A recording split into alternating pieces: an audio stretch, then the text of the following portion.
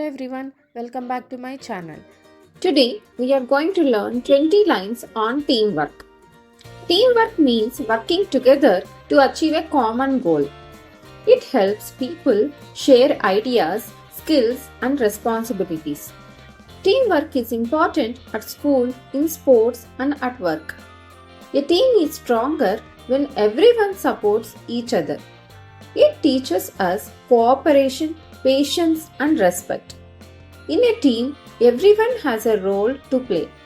When people work as a team, big tasks become easier.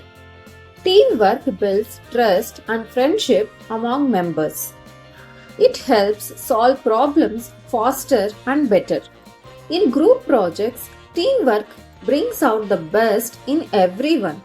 Team members should listen, speak kindly, and help one another. A good team celebrates success together.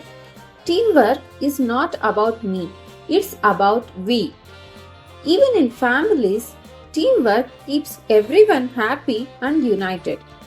Great leaders know how to build strong teams. Sports teaches how teamwork leads to victory. Working in a team means learning more fun and active.